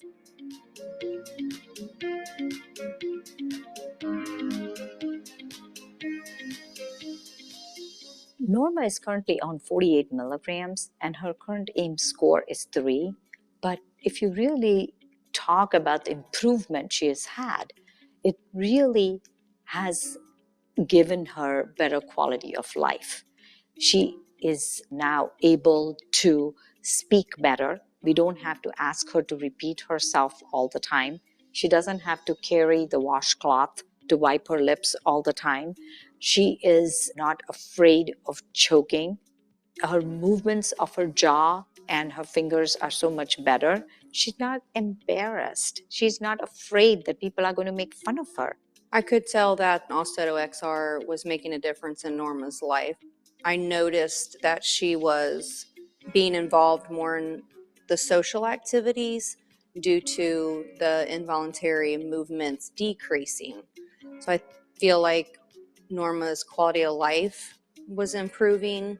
I think her movement improvement has made it easier to care for her because she is more independent. She can do more of those, daily things on her own. My feelings since she started taking Austedo XR is relief. I don't have to worry quite as much about her possibly hurting herself, or even with, eating or drinking, choking. And I feel I'm proud of her for her leaps and bounds. It has been, a very noticeable change. As time goes by, she can do a little bit more and a little bit more. And when she handed me that little blanket that she made, I was really shocked because the stitching was really great.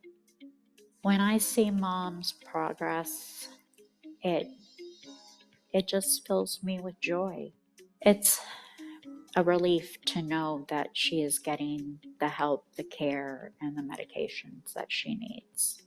So it's important to identify TD symptoms and to help people we identify with those movements to get them treatment, to decrease the risk of them falling or having to go to the emergency department or losing weight.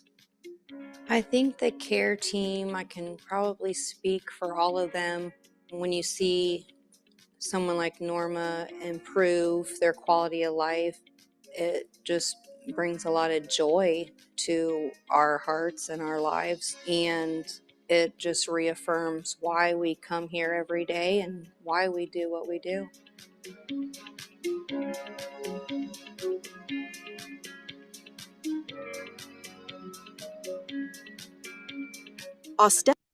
You can go to the next one. So that's it, folks.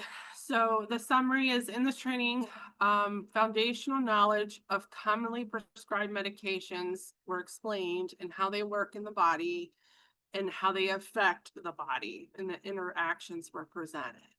So hopefully you have developed skills in safe medication management, effective patient education, and critical thinking through case study analysis in real world scenarios. So before we go on to our next knowledge check, are there any questions? Does anyone have questions? You can put them in the chat if you don't want to talk. And we'll answer them.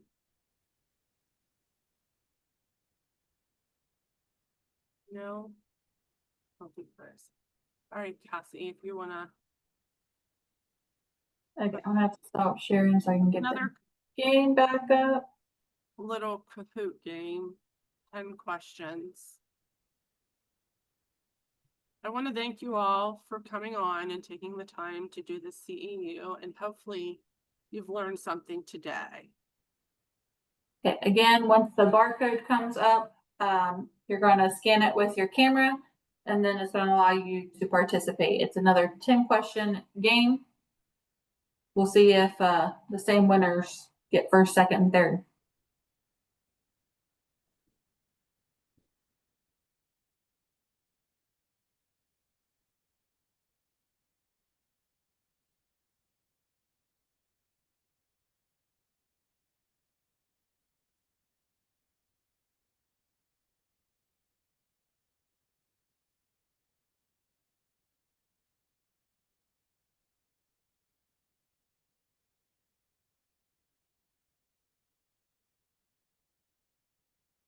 Just give it a couple more minutes in case anybody else is trying to join.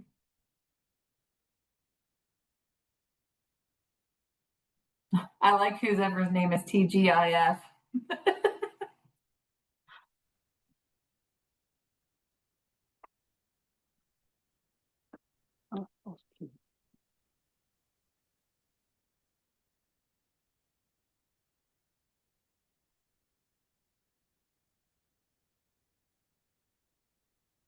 We're going to go ahead and get started.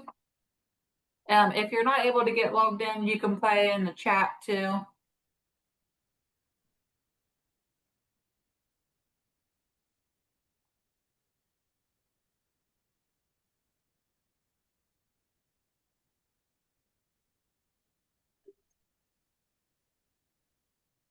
Which medication decreases the effectiveness of oral contraceptives? Tegretol, ibuprofen, Zoloft, or hydroxyzine? Oh.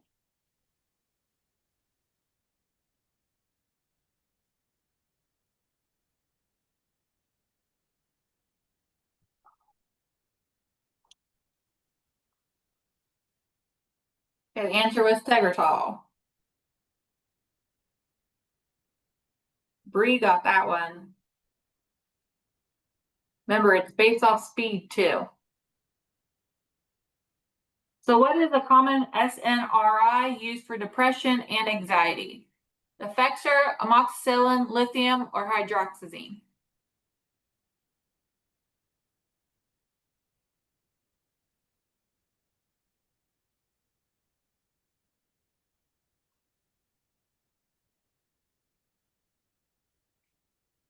It's Effexor.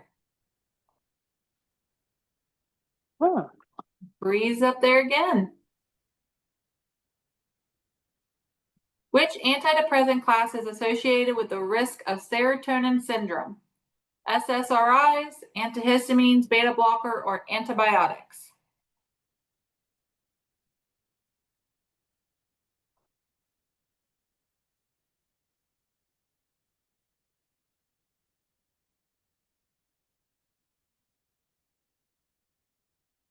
Answer is SSRIs. Bree remain in top? Yes, she does. What should you not do when stopping SSNRIs or SSRIs? Taper off slowly with a doctor's help, monitor with withdrawal symptoms, stop suddenly without medical advice, or inform your healthcare provider. Again, it's not to do.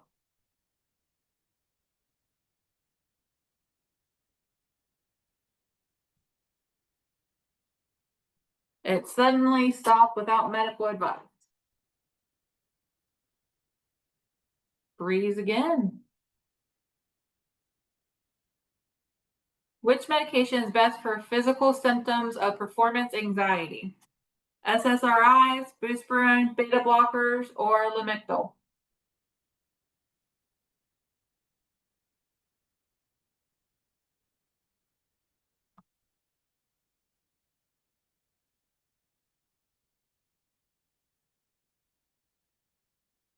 Beta blockers.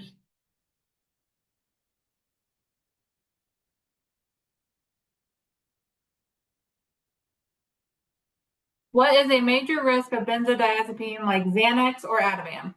High blood pressure, skin rash, dependence and withdrawal, or weight gain?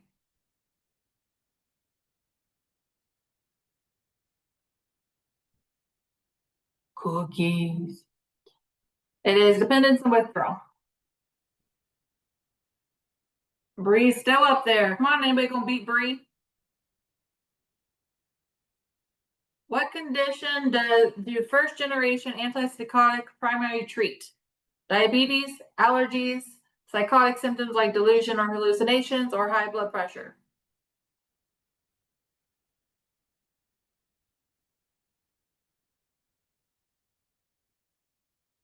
It is psychotic symptoms like delusion and hallucination. Oh, Bree's still up there. Which is a higher risk side effect of first generation antipsychotics? Movement related problems, insomnia, increased appetite, or weight gain?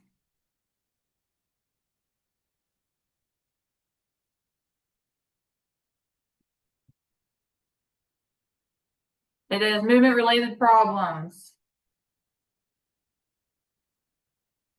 Still Bree. What is a common symptom of mania and bipolar disorder? Low mood, increased sleep, elevated self-esteem or grandiosity, or loss of appetite?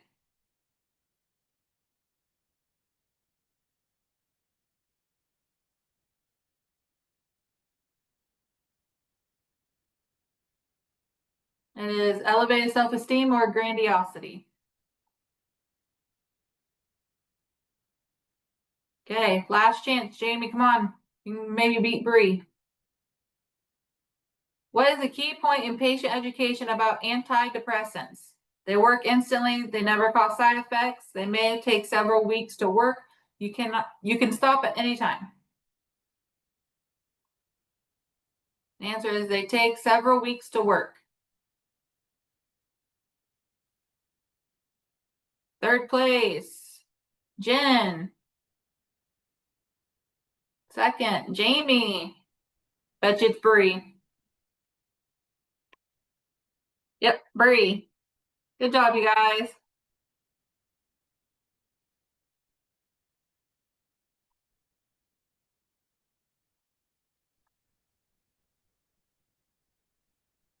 Do you guys have any questions? We're here. We can stay on for a little bit.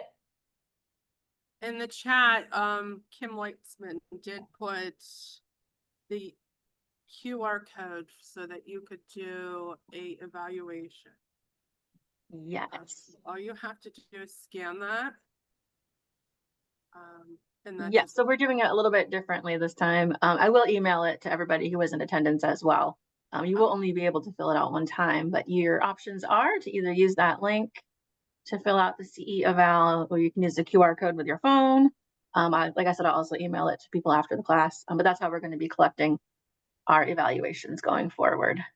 There was a couple of people in the chat that I was asking about their last name, just so I can complete the attendance. So maybe check your chat and see if you need to respond to me to let me know to make sure that you get your attendance credit for being here. But thank you so much to Kim, to Jennifer, to Nicole, April, Cassie, everybody who was presenting from the nursing team. Appreciate that. A lot of good information. Next month, our CE topic is going to be part 2 of motivational interviewing. So kind of piggybacking a little bit off of what we learned today for a skill to use with all clients from all disciplines. And if you're interested, I could also send you last month. CE was also part 1 about motivational interviewing. So we'll stick around for a couple minutes. If anybody has any questions, please feel free to either put them in the chat or you could just ask us before you head out. Thank you for your attendance, and thank you guys again. Thank you.